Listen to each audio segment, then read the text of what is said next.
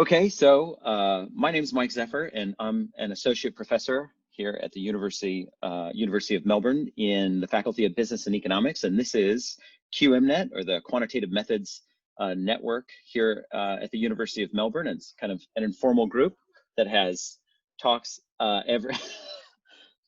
We have weekly talks Friday, typically at 2 p.m., and then we upload those talks to our new YouTube channel afterwards. And today, we're excited to have Koen. So it's spelled like Dageling, but it's Dageling. How do you say it? Very Am I good, even close? Yeah. Okay, I'm close. And today he'll be talking about using real world data to evaluate and optimize personalized oncology. And he's a research fellow within the Cancer Health Services Research Department within the Center for Cancer Research and the Center for Health Policy at the University of Melbourne. He was trained as an operations researcher and wrote his PhD thesis on simulation modeling to optimize personalized oncology, providing practical and methodological guidance essential to the adoption of patient-level simulation techniques within health economics and health services research. And his current research focuses on the use of simulation models to evaluate and optimize clinical pathways. With a particular interest in the use of real-world data. So Koen, why don't you take it away? And thank you so much for doing this. We really appreciate it. Thank you, Michael, for the kind introduction and also for arranging this interesting series on the QMNet. It's very, I think the effort you put in really helps us to cheer up our otherwise boring Friday afternoons a bit. So yeah, and also thank you for the invitation to present about how we as the Cancer Health Services Research Group within the university do research into the use of real-world data from clinical registries to improve outcomes for future cancer patients. And I'll share a few quick slides about our group. So we are a reasonably young group. We were established in 2018 by Professor Martin Eiserman, and our team consists of researchers with training in biostatistics, epidemiology, health economics, as well as operations research itself. And we also collaborate closely with clinical researchers with an interest in the more quantitative methods. And our team is growing reasonably fast, so we now also have an updated group picture according to the current Zoom standard. And our main areas or our main focus are early stage or health economic models to identify the value of precision medicine and the use of clinical registries to evaluate cancer health services. And we're trying to move towards, and we're doing work, as I will show, in data-driven research to actually improve the quality and access of cancer services. And to achieve all this, we use a series of data sets that range from national population level data sets with a great coverage to the clinical registries and hospital databases that capture a lot of detailed information. And especially something that's called the VCCC, or Victorian Comprehensive Cancer Center Data Hub, which links a lot of these registries together. It's a very valuable source for the research that we do. But I've not been invited to talk about our group, so let's move to the main part of my presentation, which is about the use of real-world data from clinical registries to evaluate and optimize personalized oncology. And I'm not sure how familiar everyone on the call is with health economics and modeling in that field, as well as the value of real-world data in this context. So I have a few slides on that before I get to the main part of my presentation. It's really about two case studies on the evaluation and the optimization of oncology care. So health economic modeling or health economic or cost effectiveness studies in general are an important part of something that's called health technology assessment, or HTA. And HTA often is a national process that for every new health technology answers a series of questions. And on a very high level, those are whether that new technology is safe. And in Australia, that's something that's being assessed by the Therapeutic Goods Administration, or TGA. And then the important next question is whether this new technology actually improves health outcomes. And closely related to that, whether it's cost effective. So does it improve those health outcomes at a reasonable additional cost? And in Australia, those questions are being answered, or recommendations about that are being made to the government by PBAC, which is the Pharmaceutical Benefits Advisory Committee for Drugs, and MSAC, so the Medical Services Advisory Committee. They make those recommendations to the government, so the HTA dossiers. And that's for new drugs and as well as medical procedures or devices that are to be publicly funded through the Pharmaceutical Benefits Scheme, so PBS, or the Medicare Benefits Schedule, so MBS. And the concept of cost effectiveness, which is what health economic analysis try to establish, is to calculate the incremental effectiveness and the incremental costs of one or multiple interventions to a comparator. And the outcomes of such an analysis can be easily visualized in something that we call the incremental cost effectiveness plane, which you see here. So with the incremental effects on the horizontal axis and the incremental costs on the vertical axis. And then the quadrants of this plot help us to identify whether a new technology is considered cost effective or not. So if something is better in terms of health outcomes, as well as cheaper, then obviously it's cost effective because it results in better health and it reduces healthcare costs. On the other hand, if something is more expensive and decreases health, then that's obviously not cost effective. So it's actually a bad thing, and it's also more costly. So it's something that we don't want to reimburse. But most of the technologies, they improve health, but also come at a higher cost. So they will be in the upper right corner. And in this space, we determine whether something is considered cost effectiveness based on the willingness to pay threshold, or the cost effectiveness threshold, which is a monetary term per an increment in the effectiveness. So for example, how many dollars we are willing to spend to gain one additional life year. So the dollar per life year gained. And then if the new intervention, the incremental effectiveness and costs are below that threshold, then it's something we consider cost effective. And if it's above, it's not. So to get those D results, we preferably would use evidence, empirical evidence from randomized controlled trials. But there are some limitations to traditional trials as we know them, which make this hard. Hard, but often impossible to base it on a single trial only. And some of these limitations are that trials are very expensive to perform, and they often have only a limited time of follow-up, which is also related to the fact that they're so expensive to perform. Then they're often limited in terms of generalizability because of the strict inclusion criteria for trials.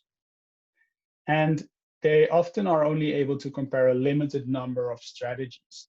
And also because of that, in this whole concept of personalized medicine, the subgroups of patients get increasingly small. It's very hard to evaluate all the possible, all the innovations through randomized controlled trials.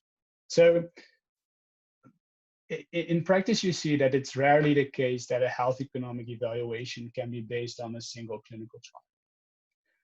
Fortunately, there is something that we all well know, it's called modeling. And that's a very useful framework in this context to extrapolate censored time to event data due to a lack of follow-up, to address any incomplete or missing evidence that may be there, as well as to link intermediate outcomes to final outcomes, so short-term to long-term outcomes, as well as to accumulate evidence from different sources, which can be different trials, but also combine evidence from trials with evidence from publications. And that also allows us to update the evidence that's used in the model when new evidence becomes available. And very importantly, to perform what-if scenario analysis. And because of all this, it's been already recognized quite a while ago that modeling in economic evaluation is an unavoidable fact of life. So on a very high level, what does such a health economic model look like? Well, like any other decision analytic model, health economic models are simplified mathematical representations of the complex real world. And you can conceptualize it as something like the input based on preferably individual patient data, but mostly also using evidence from literature and maybe even expert opinions. And that evidence is then used, that input is used to structure the clinical pathway in the model. So for example, a very basic model that models progression-free survival, then progressive disease and death. And then that evidence is also used to capture the health and economic consequences of this clinical pathway. And how these evidence sources are being brought together and how this clinical pathway is being structured depends on the modeling technique that's being used. And I'll get to that in a bit more detail later on. So, like I said, one very obvious application of health economic modeling is in the health technology assessment process. So for all new drugs, services, and devices that are being suggested for reimbursement. But it's also being used in more an early stage of product development. It's something called early health technology assessment. But it can also be used to evaluate and optimize screening programs, for example. So there's a quite broad range of applications, and something that we've done most recently is we developed a very simple health economic model to estimate the impact of delayed diagnosis due to the COVID pandemic.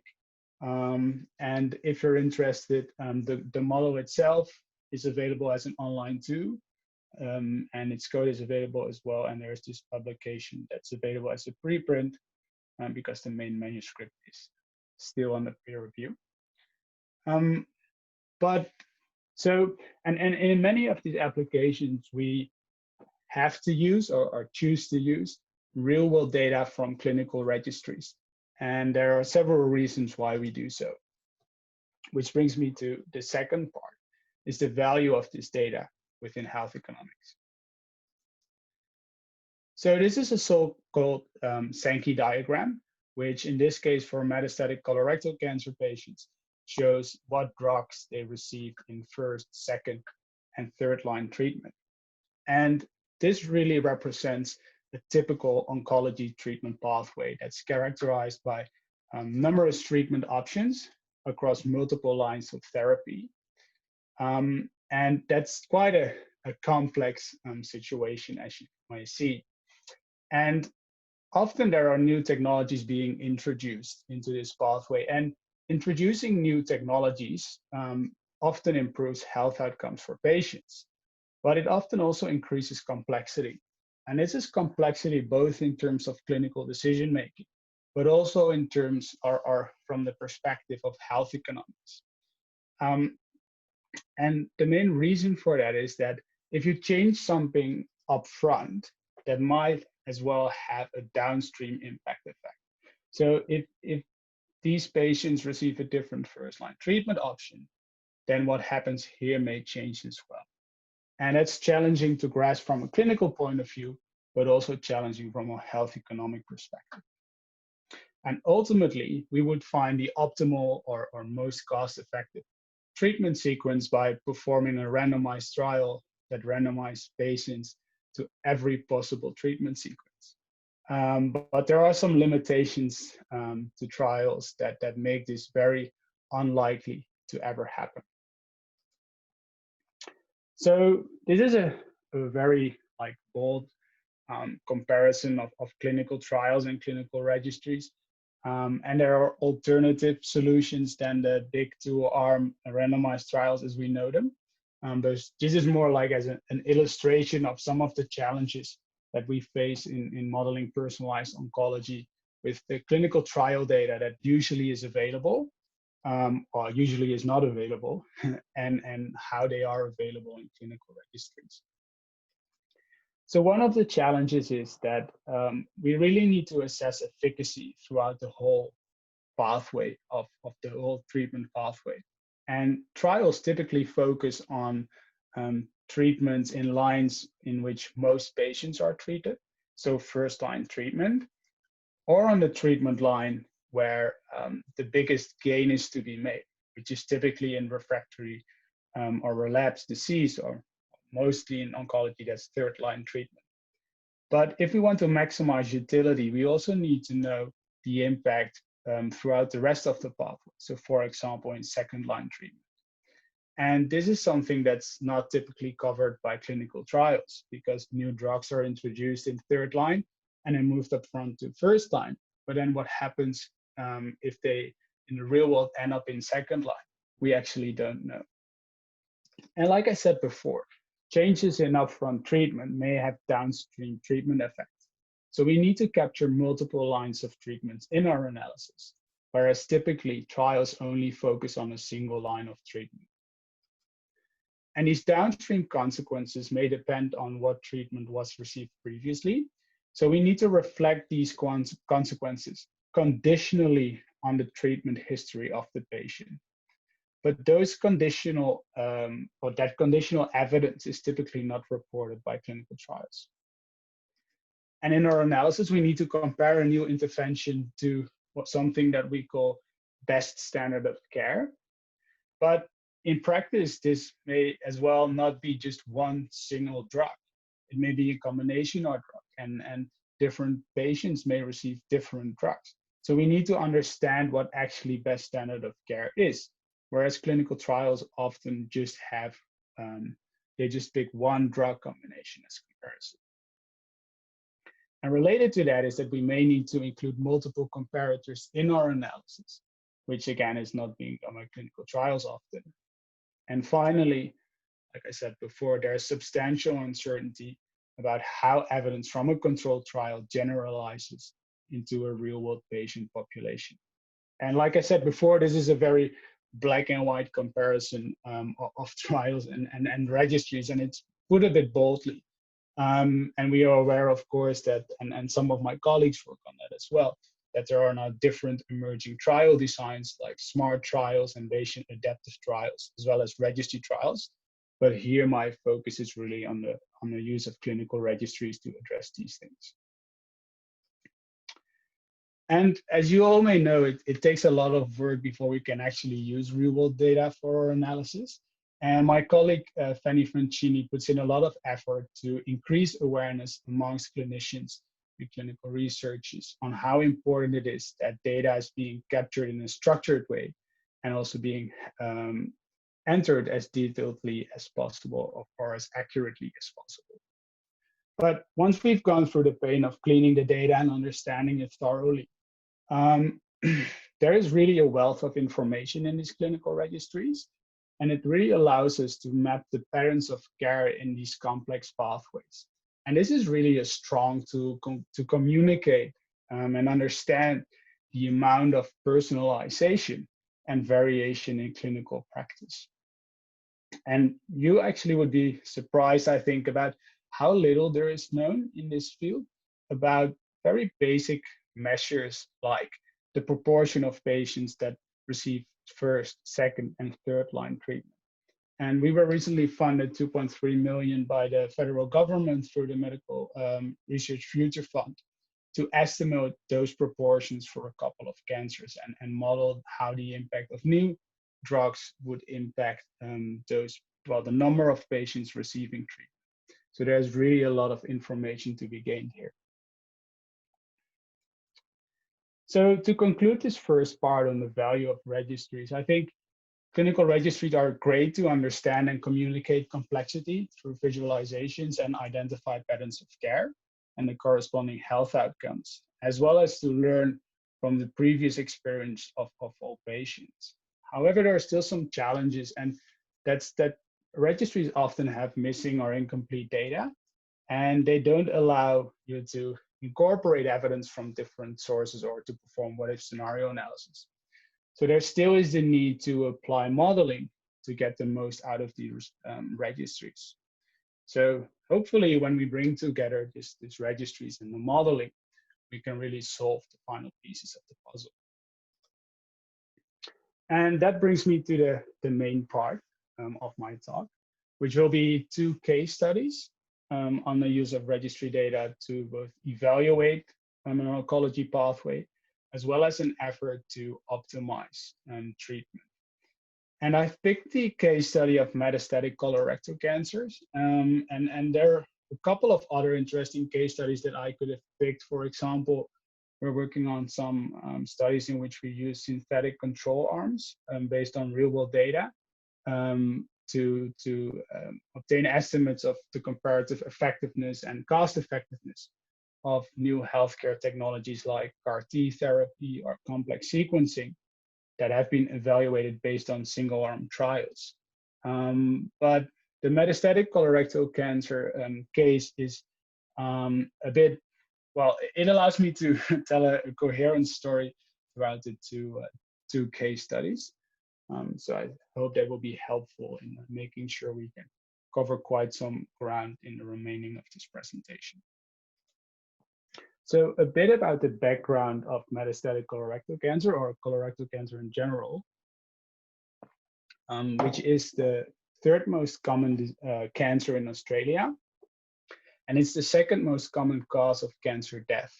And although the 5-year survival probability for colorectal cancer is reasonably good at 70%, this is not the case for patients with metastatic colorectal cancer, where only approximately 14% of patients are alive after 5 years. And there is actually quite a substantial proportion of patients that either have metastatic disease at their initial diagnosis, which is about 25%, and a similar amount or even more patients develop metastasis throughout the course of their disease. And for the vast majority, treatment of this disease is non-curative from the start. And that's treatment with something that we call systemic therapy, so using drugs. And as you've seen previously from the Sankey diagram, treatment of metastatic colorectal cancer consists out a couple of drug combinations that can be sequenced in different ways throughout up to 3 lines of therapy. And from the list here, and this is everything that's officially reimbursed for treatment, and there are of course more drugs that are being explored in clinical trials. But there's substantial complexity here. And that complexity is challenging, like I said, for clinicians, but also for health economics. And we wanted to see whether or to what extent this complexity actually is translated into health economic analysis for metastatic colorectal cancer. So we were invited to do a review for the Pharmacoeconomics Journal, which is highly regarded in our field, to see whether this complexity actually, whether it's being dealt with in health economic evaluations. And I especially want to acknowledge Martin Vu, who is a PhD student in our group, who worked tirelessly together with me to scrutinize 51 model-based health economic analysis, really from a methodological point of view. And just in one slide, what we found in these 51 models was actually a lack of consistency. So these studies adapted very different modeling methods, economic methods, different structures of their analysis, different model structures. And as a consequence, the estimates were hugely different between studies. So just to give you one example, for a specific first-line treatment, something that we call FOLFOX, so fluorouracil, leucovorin, and oxaliplatin. So if we look at survival after this first-line treatment, estimates ranged from 1.2 to 7.3 years. And it's like, that's almost like insane. And then correspondingly, the cost ranged from $8,000 to $127. So massive differences. In addition to that, we found that models generally focused, like trials, on first-line treatment, and that they didn't consider any downstream effects. And because of that, we concluded that there is a profound source of structural uncertainty, implying that actually the cost effectiveness of treatments across the pathway is unknown. And based on that, we concluded that the studies actually were not able to capture the complexity of the clinical pathway. And the main reason for that was because there's just a lack of data, a lack of evidence. Well, we are fortunate enough to have access to world-leading clinical registries, also for metastatic colorectal cancer, through the VCCC Data Hub. So we really felt that we needed to utilize that opportunity to demonstrate the value of real-world data in this context. And the treatment of recurrent and advanced colorectal cancer, our TRACK registry, was established by Professor Peter Gibbs from the Walter and Eliza Hall Institute for Medical Research. It was established in collaboration with BioGrid Australia and funded through Roche.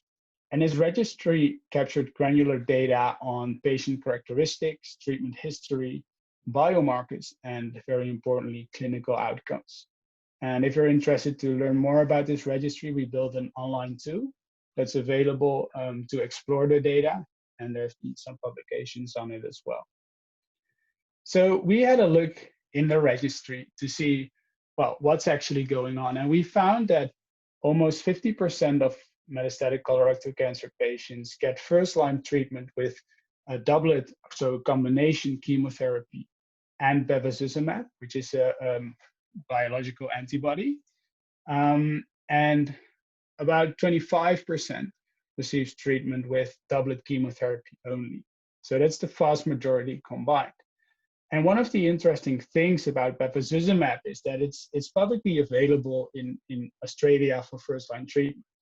But in the UK, this treatment is not being reimbursed as first-line treatment because it was not considered to be cost-effective. So that's quite interesting to explore.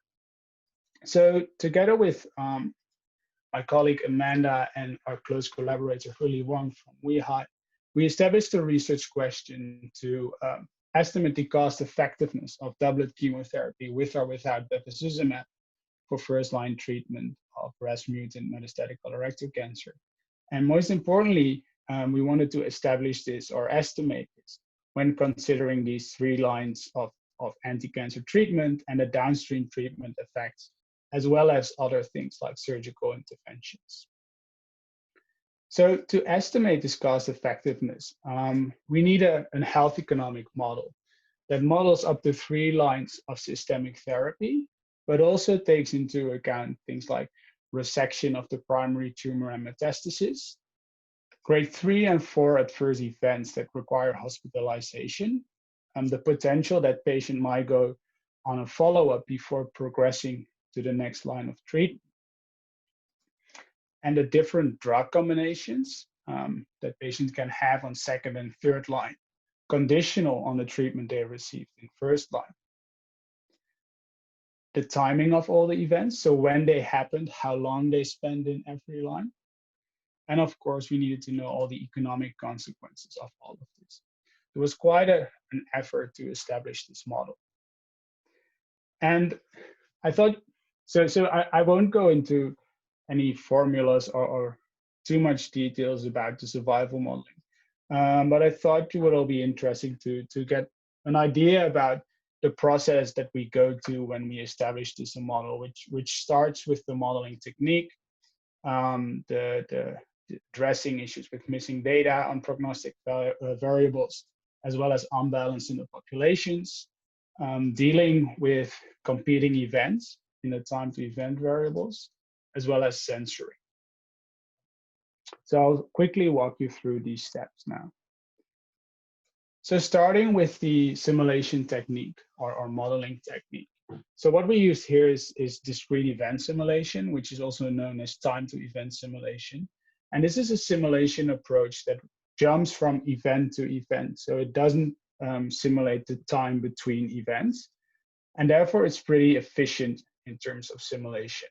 It originates in operations research. And it was mainly developed to study resource-constrained processes, such as manufacturing processes and queuing processes. But it's now also increasingly being used, and that's with or without considering resource constraints within health economics. And the reason for that is mainly because it's a very flexible technique. But the downside of that is that, well, the modeler, him or herself, needs to have a fair amount of technical expertise to develop the model, which may be more expertise than is required or different expertise than is required to develop something like a Markov model, a state transition model. So for those who are not familiar with DES, discrete event simulation, this is just a very basic animation where you can see that patient, if this would be a simulation, they really jump from event to event, and for every patient, a different time is sampled from a distribution, and different probabilities are sampled for what events will occur. In this case, patients can get cured or they may die from the disease. So that's a very general overview of how it works. Given the time, I won't go into too much details about a comparison of discrete event simulation and the gold standard in health economics, which is state transition modeling. But if you're interested, we've done a paper on this that discusses this in pretty much detail. So you can refer to that if you're interested, or we can have a chat after the seminar. So, okay, that's the modeling technique. The next step is to address the missing data and unbalance between the populations. So as you can see here, this is something that we would call the table 1. So the overview of the two patient populations. So the chemotherapy only group and the chemotherapy and bevacizumab group. And as you can see, there were substantial differences based on the standardized differences between the populations. And overall, the chemotherapy only group had favorable characteristics. So that's something that we need to account for. And in this case, we decided to apply inverse probability of treatment weighting to address this. So that's all good. That's something we can handle. Then one of the other issues is the missing data. So there were a few variables where we had missing data. And for most of them, the proportion of missing data was not problematic. But for 2, so BRAF mutation status and microsatellite instability status, the proportion of missing data was rather large. And there's a good reason for that. So when TREC started in 2009, these were not things that were routinely collected. So yeah, this is something that we expected and we found. But we found these proportions of missing data too high to apply any methods for this. But for the other, so the variables highlighted in green, we applied multiple imputation by chained equations to gain 20 or 25 complete data sets, to which we applied all the analysis and then pooled the results. So after applying the imputation and the inverse probability weighting, we ended up with pretty well balanced populations. So, and we used stabilized weights for that we truncated. So it was quite a satisfactory result, given that it's real world data. So the next step is to address the competing events in the time to event variables. And competing events are events that prevent other events from being observed or substantially impact the chance that these events occur. And it's essential to account for this in your survival analysis, because otherwise your estimates will be biased.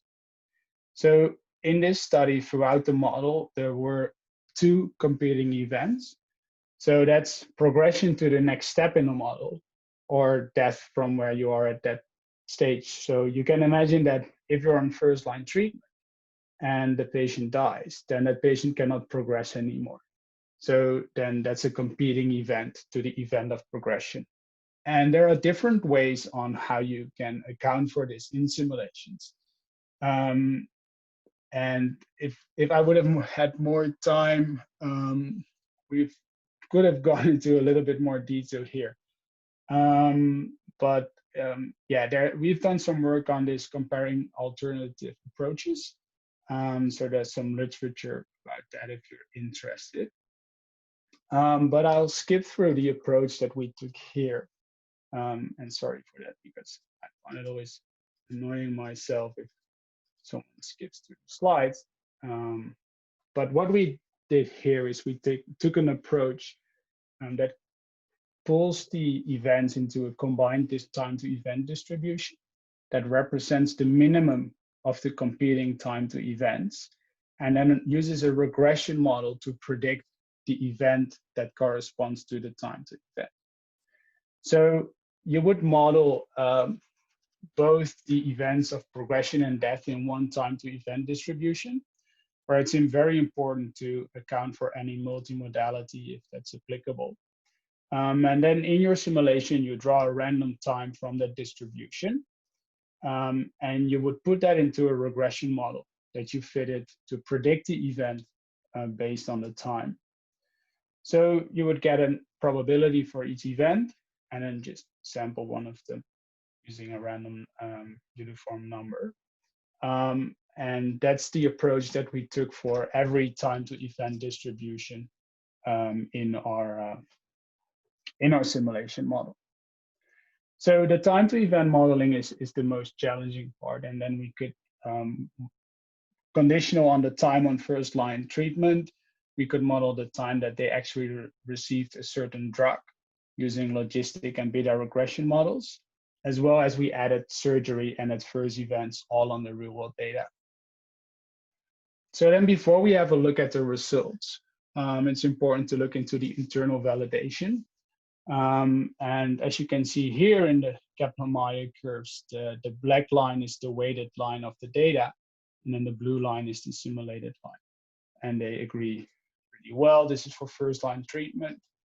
This is then for follow-up after first line treatment. And another example is for third line treatment.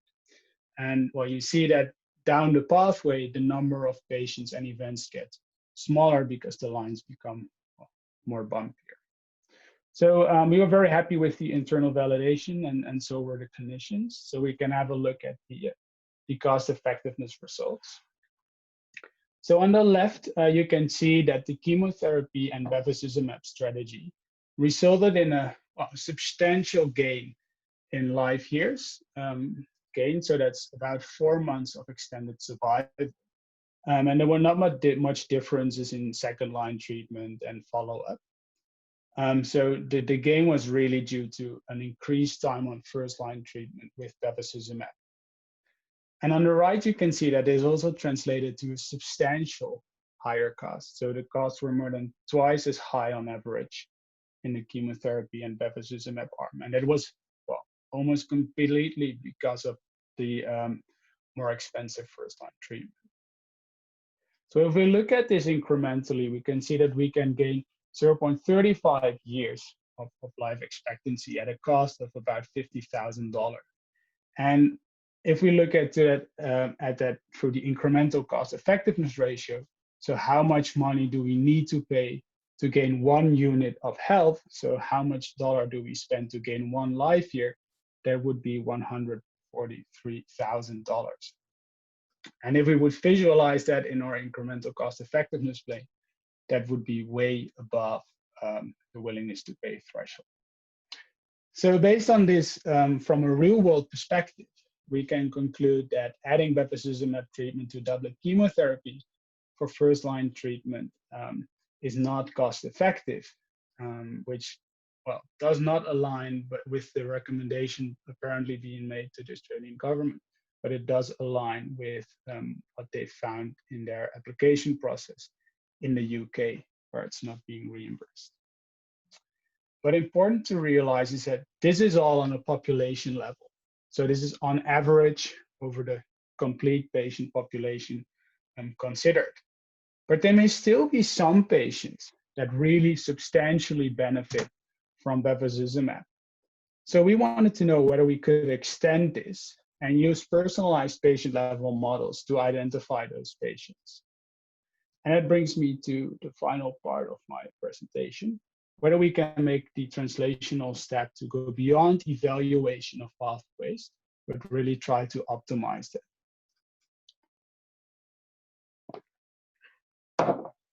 And this is work that was recently accepted for publication.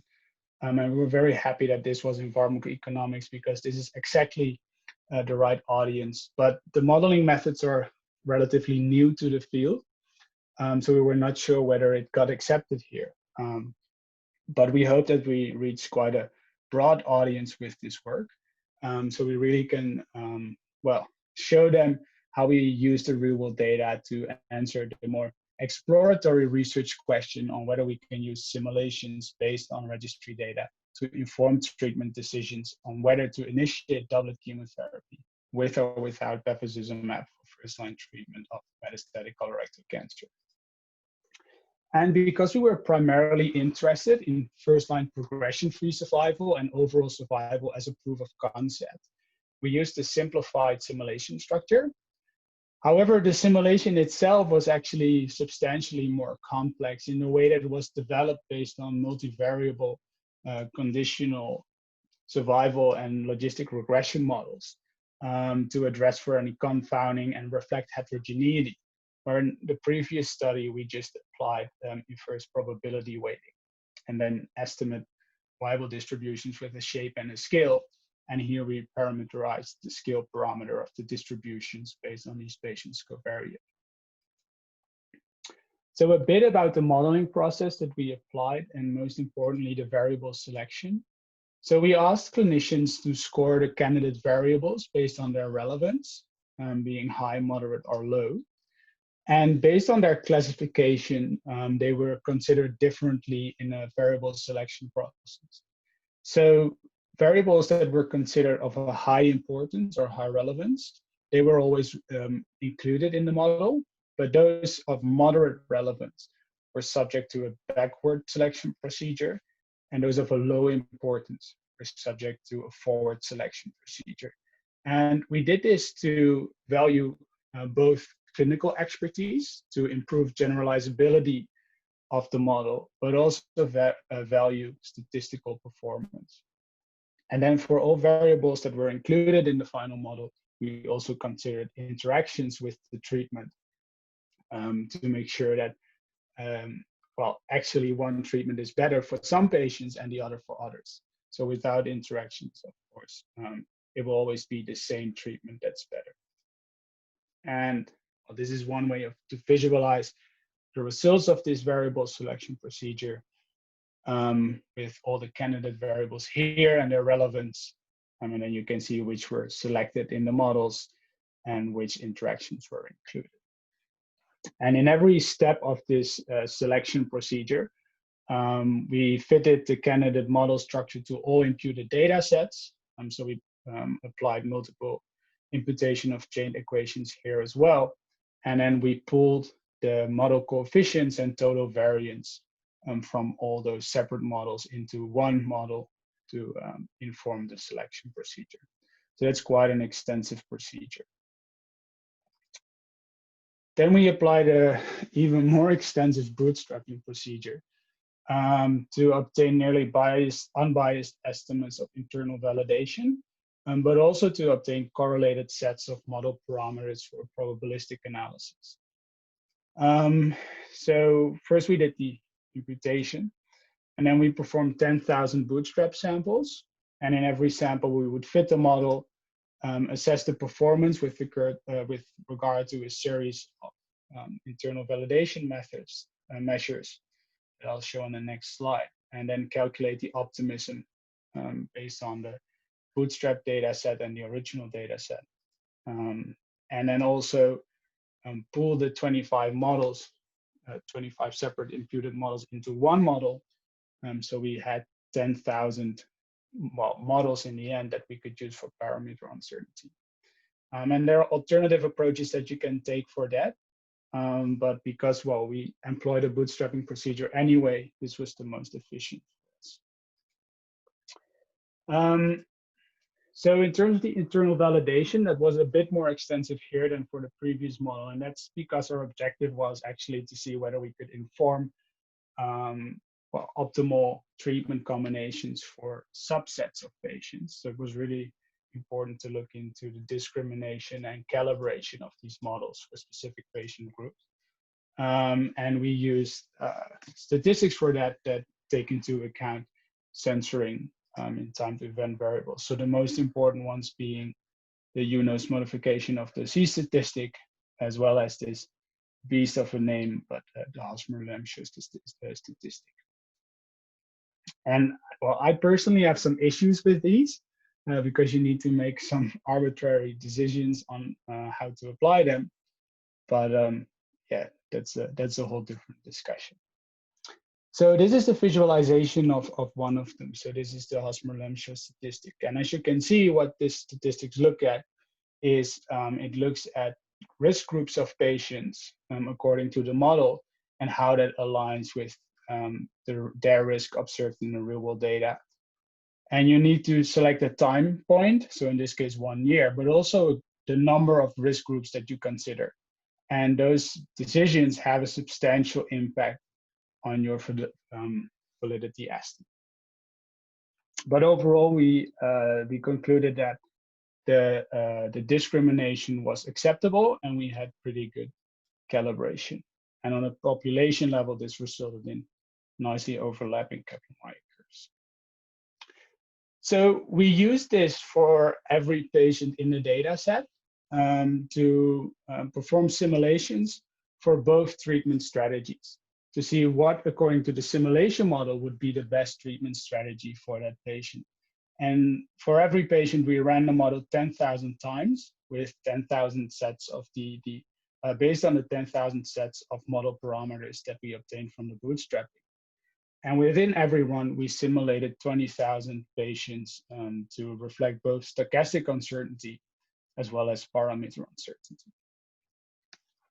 So what we found was that according to the simulation model, for about 25% of patients, the other treatment, so the treatment that they didn't receive, would have resulted in a better progression-free survival. So it's quite a substantial proportion of patients, and the gain in median survival is significant.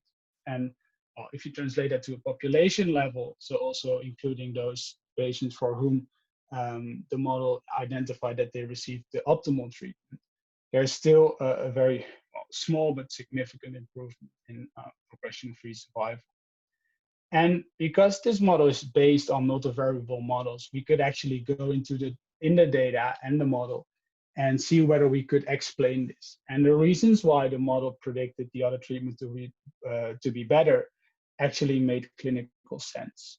But then, of course, in real life, although the clinician may know that one treatment is preferable over the other, patients may have a strong preferences for the other treatment and decide to undergo that treatment. So this really shows the potential of these simulation methods to inform the optimal combination and sequencing of treatments. But there's still some, well, the medical world is still hesitant in adopting them. This is my final slide, and that's just to point out that from my discussions, what I've learned is that a lot of optimization studies focus on relatively simplistic focus of clinical outcomes, like consider maximizing overall survival or progression-free survival like we did. And this can be relatively easily extended to somewhat more composite health economic outcomes like net health or monetary benefits. But it becomes a bit more challenging if we aim to reflect clinical decision making, where it's actually a series of outcomes that are being weighted in some way to get like a sort of value function that's a bit more complex.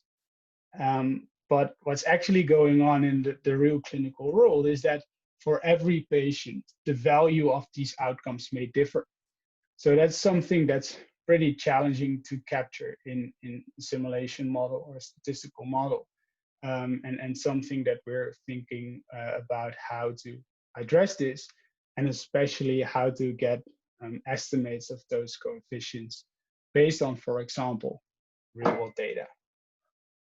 And well, I showed a pretty standard simplistic optimization here looking at progression-free survival, but we've also applied these aspects to optimize colorectal cancer screening from a more health economic perspective. But yeah, it's something else that I could present on for probably another hour, and then the computational challenges that we face.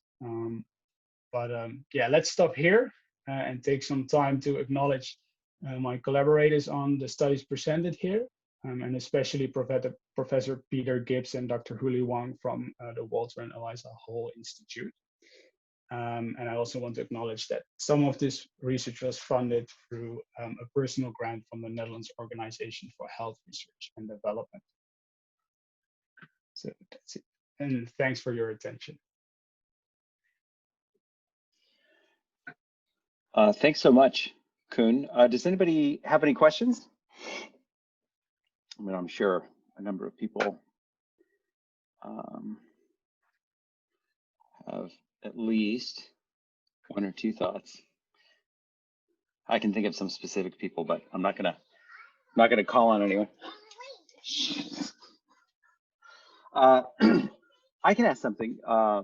So Koen, obviously one of the most important aspects of this would be the ability to make kind of obviously personalized inferences. And so that presents the kinds of challenges that you were describing. You know, you've got variance both in terms of the parameters as well as some degree of stochasticity that you need to kind of simultaneously account for. What kinds of individual characteristics do you think you can incorporate into your simulations so that at once they can be useful for, you know, the kind of economic side of it, side of the problem, which is really about populations, and then the kind of treatment side of the problem, which is really about individuals. And so the reference sets there are obviously very different, and that, you know, those two competing concerns. I mean, this is probably one of the reasons why personalized medicine has not done so well, and it's because all the inferences are at the group level, typically in the medical literature. I don't know. What do you think? Yeah, so that's something that we thought about quite a lot and discussed, and it's pretty challenging. And I'm not sure whether we can take one approach that considers both the clinical decision-making aspect as well as the health economic aspect, because like you said, the relevant variables may differ. So if we would include all those variables in our health economic modeling, then we may introduce a lot of, well, variance, but then, yeah, like it doesn't really help us to get the appropriate estimate. Right. So that's why I also appreciate the efforts to really develop this decision support tool. So yeah, that's really an evolving field of research to capture both the things that matter to patients as well as what's relevant from a health economic point of view. And it matters in terms of the patient variables, but also in terms of the outcomes. So what's meaningful for our health economics is completely different than what's meaningful to patients that need to decide whether they want to undergo chemotherapy. Right. Okay, cool. Anybody else? I could go on forever, but so I mean, there's a lot there. Just like you said, you could also kind of go on forever as well. There's so many unique little subtopics and subproblems that require a solution. Something that's interesting, and I know you need to hop off, but we've done quite some work on metamodeling methods because we run into substantial computational problems if we want to optimize a model that needs like even 2 minutes to run. So that's a pretty interesting field as well. Right. So some of the computational issues, what are the general approaches that you're taking? I mean, are they, you know, running things in parallel and yeah, but for optimization that doesn't work very well because often, well, you're conditioned of the results of one evaluation for the next step. So then we actually build a model of our model using Gaussian processes or neural networks and use that as a substitute for the real model in our analysis. And that's what we did to optimize colorectal cancer screening, because it takes 20 minutes to perform one model run. And I think we had 44,000 candidate screening strategies. So, well, as long as you've got 44,000 servers that you can recruit for 20 minutes each. Yeah. Just a brute force approach. Yeah. That's right. Nice. Okay. I have to call call your friend Amazon or okay, cool. Well, thank you so much. Should we end there and call it a day? Call it a Friday? What do you think? Yeah, no, Okay. that's great. And if people Okay, have great. any questions, they're obviously free to reach out for further discussion. Right, cool. And we'll make the slides available. Is that okay? Yeah, sure. And then the recording as well. Yep. Yeah, definitely. Okay, cool. Yeah. Cool. So thanks. Yeah, it's interesting. I know we've talked about these issues before, and yeah, I mean, some of the, but I gotta run as well with Yeah. Mike. So, Thanks for the invitation, and I know it was a bit rushed, but yeah, we can have a further discussion about one of the details at some point as well. Yeah, for sure. Howard, especially. I mean, this is obviously right up your alley. yeah, which is I guess where we kind of first kind of connected, because I guess he was at one of the talk that I gave at one point, and then yeah. Great. Well, Thank I you. won't keep you from your meeting any longer. Thanks, and enjoy the rest of the day. All right. Thanks. Talk soon. All right. Bye. Bye. Thanks, Oz, for coming.